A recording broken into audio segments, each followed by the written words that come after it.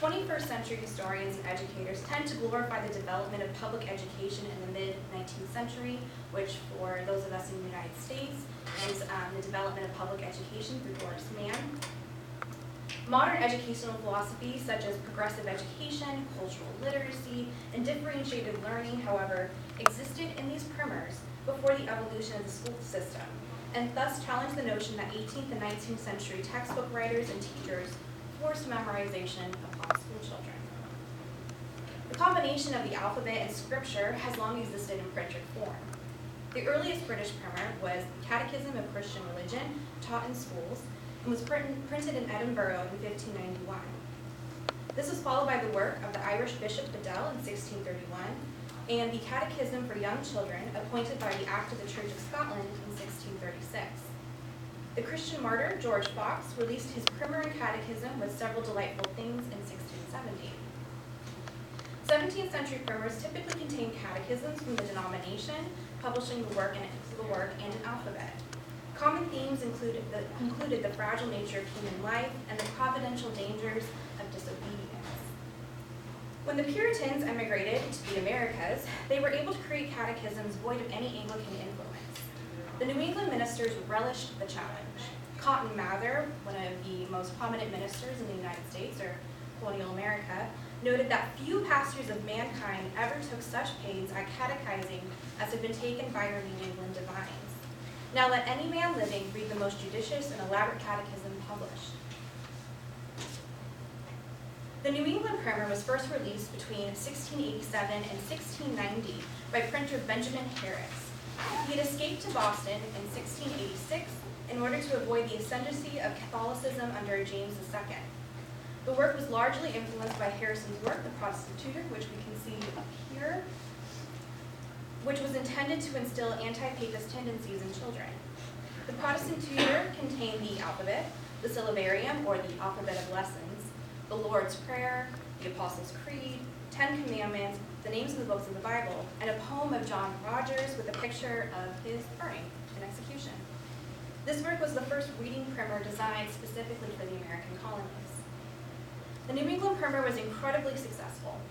One Boston bookseller in 1700 noted that he had 44 dozen primers in his inventory. Benjamin Franklin reported having sold 37,000 copies in Philadelphia between 1749 and 1766. A reported 2 million were sold in the American colonies in the 18th century alone. The primer continued to be printed in the 19th century and was even used to a certain extent in the 20th century. Children also had other reading material. Recreational books for children became more widely accepted in the 18th century. The first American school books outside the primer made their debut in the 1780s. Juvenile newspapers and tracts became increasingly popular and aimed to improve a child's character and intelligence. Fisher and Emerson published their primers during a period of greater interconnection between religion, images in the alphabet, greater interactivity between the author, book, and reader, and increased rationality in children's literature. Up here you can see a portrait of, actually a self-portrait, he was quite a great artist, of Jonathan Fisher, which he did himself, and is part of the collections of the Jonathan Fisher Memorial, which can also be seen at the Farnsworth Museum in Rockland, Maine. As churches evolved, so too did their desire for relevant primers. The New England Primer remained unmatched in terms of sales. However, ministers were willing to leave their own imprint on juvenile education. Fisher first reported working on his primer in January 25, 1811. On September 7, 1870, he carried cuts for my primer to Mr. Armstrong's and signed with him the identities of the sale of copyright of my primer to him. The used primer was published during the winter of that year and included 28 of Fisher's own woodcut carvings, I should say. Fisher may have modeled his own work after the New England Primer. Nevertheless, his own interpretation reflected his interest in nature and history. Historian David H. Waters complained that the New England Primer was built on rote memorization, the Puritans' distrust of uncontrolled speech, and their preoccupation with childhood depravity. Primers contained images that children could relate to. However, they did rely primarily upon a predetermined question-answer format. This type of format would have looked like something like, what did God create on the first day? of creation, and then the child would answer with a response, and they were expected to memorize this gigantic list of questions and answers before they could become full members at their churches, whether Anglican, Congregational, so on and so forth. Primers did not inherently demand critical thinking or imagination. They were, for the most part, the New England primer at least, pretty much built on rote memorization. Fisher's youth primer, however, did not rely solely upon memorization. He stated, "Note is earnestly recommended to teachers of this primer that they must exert themselves to make learners repeat the answers distinctly, deliberately, understandingly, solemnly, and in all respects properly as possible." End quote. Fisher sprinkled tidbits of scientific and historical information throughout his work. Fisher described the processes of life and death with frequent references to scientific developments. His first description of death was quite Newtonian, with references to stillness and motion. This particularly long quote says, "This dying, which is called natural death, is the parting of the soul from the body, so that the body is left in a lifeless state, without thought or motion. Being thus left, it putrefies and becomes loathsome, so that it is necessary to bury it underground, out of our sight, where it molders away due to dust." He ultimately attributed the cause of death to sin. However, his actual description is incredibly detailed, which is something you would not have seen in earlier primers. Fisher stated also, "Time with us is measured by the rolling of spears," as demonstrated in this particular woodcut that he created. As you can see, time rolls away, the fleeting day, and death's dark night may end his flight. Once in a little more than 365 days, it performs a circuit about the sun at a vast distance from him. This revolution makes a year. Once in 24 hours, the earth rolls around its axis from east to west. This makes day to night. When the earth has done revolving, time with respect to this world will be swallowed up in eternity. When the earth has rolled a few hours after dawn of the morning, it brings us again to the darkness of night." End quote. So, in this particular woodcut, you can see, it's a little bit hard to see, but there's an archangel, there's a skeleton who is doing a pretty funky dance right there, and even though this particular woodcut is very biblical, very emotional, his actual description is incredibly scientific, which once again is something you don't really see in earlier New England primers. For Fisher, time in respect to human beings was a period from birth until death, while time with relation to the earth was the interval between creation and destruction. His explanation of the earth's axis is used to demonstrate that death or destruction, like the evening, comes to us all eventually. Fisher used the earth's axis metaphor once more when he described the book Revelation. So once again, using a very scientific concept with something very apocalyptic and biblical. He stated, "The earth, by rolling eastward on its axis, brings every part of its surface once in 24 hours towards the starry sky, away from the sun, while the earth is thus rolling. As it becomes midnight in every place, the glorious judge will be seen." End quote. He described the return of the archangels and the resurrection of the righteous dead alongside his astronomical explanation.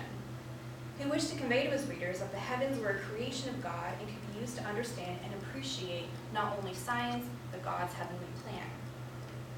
Fisher also included elaborate history lessons in his youth primer. And this right here is another example of him using something rather scientific to explain something rather apocalyptic. He is comparing life to a bubble. In his work, he actually goes into great detail about what the bubble looks like. Here, it's showing two people working out their troubles and their issues in this earthly life. His primer included an incredibly complex account of the Persian Emperor Cyrus, who delivered the Israelites from servitude in Babylon. Many writers at the time would have only mentioned Cyrus, in relation to this deliverance. Fisher provided almost the entire history of the dynasty. He intended that students absorb both the information and the morality lessons from this historical account. He also emphasized that students should learn from the tales of Jacob and Joseph, who had both faced persecution in the Old Testament. He even listed lessons he believed students should obtain for the life and work of Paul the Apostle, who is mentioned in the New Testament. His ultimate goal for students was to embrace lessons from the best of books. Jacob, Joseph, and Paul were excellent examples of those who benefited from their faith in God and who also had elaborate historical accounts, according to Fisher. The New England primer tended to be general and impersonal. Fisher, however, was unafraid to include personal anecdotes. Several of those examples are derived from local experiences. He included a story about a woman in Maine who could speak but broken English, but appeared to be a person of piety. Her lack of education demonstrated that anyone, especially the children reading the Fisher primer, were capable of prayer, understanding, and literacy. Fisher also included a husbandry metaphor in his primer. He was a farmer as well as a minister and would have been well acquainted with these practices. He noted, when the husbandman is about to break up his ground, that he may subdue it and make it fit for the seed, he brings his oxen together and puts a yoke upon their neck. When Christ requires us to take up this yoke, he means we should, with all cheerfulness, enter his service. Such an example would have been familiar to the readers of the primer, for many of them would have been actively engaged in farming and husbandry. He intended this primer not to only be for students living in urban areas like Boston or Philadelphia, but for students living in areas like his small town, which was Blue Hill, Maine.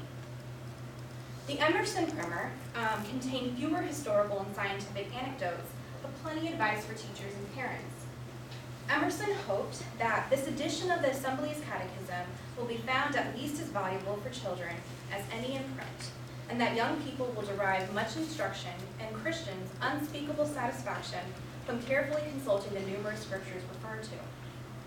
He was also incredibly fond of biblical history and was convinced that it was the most interesting way for children to learn about Scripture. Emerson urged parents, however, to be patient with their children and to focus on the learning experience of the child. He didn't want them to just go through the book and memorize the information, but to really have a true understanding of what was going on. He stated, "Care must be taken, however, not to overstrain or burden the tender mind, lest you weaken it or occasion disrelish for your instructions. Ask your child a few questions at first. Encourage him when he answers well, and cheerfully tell him when he fails. Endeavors to make him consider your instructions a privilege, and render them as pleasing as possible. After asking him a few questions, talk about them familiarly, and relate to him the whole story of which they may constitute a part. In order to do this with pleasure and advantage, you may often find it useful to recur scripture referred to after the answers. It may be very useful for the child to turn to these passages as soon as he is able." This is a very different image of that we usually conjure up when we think about early American education. Many people probably think of, a one-room schoolhouse where there's no wood and there's no fire, and the teacher wraps the kids' hands with a ruler, and something rather kind of sad and abusive. In this case, though, Emerson really wants the parent or the teacher to go through the lesson with the child. It's a very modern-sounding approach that, aside from the 18th, 19th century language, wouldn't sound entirely out of place in a modern teaching textbook. This advice was followed by stories from the Bible and gorgeous elaborate woodcuts, as you can see up here. The New England primer occasionally had woodcuts, but they were often crude and unoriginal. The woodcuts in the Emerson primer were unique, detailed, and contained accurate descriptions of both familiar and exotic animals, so not only using words, but using images to accompany the lesson. So once again, a very modern-sounding concept. A camel hangs on the side of a woodcut depicting Genesis 24:18. You can see that right there. We can only assume Emerson probably had never seen a camel as he lived in Beverly, Massachusetts, and that many of the students who would have been living in New England probably hadn't either. But here he's showing a rather anatomically correct depiction of a camel. Sheep look upon Moses in Genesis 29:11. As you can see right there, they're kind of in the background. And as well as in another image of Exodus 3:1-2. Historical figures in the New England primer were often showing wearing clothing that would have been considered fashionable during the 18th and 19th centuries. Emerson's figures were historically accurate clothing, which you can see even more clearly, for example, in Exodus 18:5-7 and Numbers 13:23. Those are far more historical outfits than you would see in your typical New England primer. Great pains were taken in this primer to not only give children a verbal history, but a visual one as well. Differentiated learning is often considered a modern concept. Emerson's primer causes us to question whether differentiated learning was recognized in the 19th century as well. When one thinks of early American education, one usually recalls a New England primer. Many are convinced that children spent their education memorizing facts and rhymes, such as an Adam's ball, ace and all. The primers of Jonathan Fisher of Blue Hill, Maine, and Joseph Emerson of Beverly, Massachusetts, contain historical and scientific information, personal anecdotes, teaching advice, and various forms of learning, not just rote memorization. These two New England preachers, at the very least, embraced various styles of learning and information and challenge our concepts of modern education and textbooks. Thank you.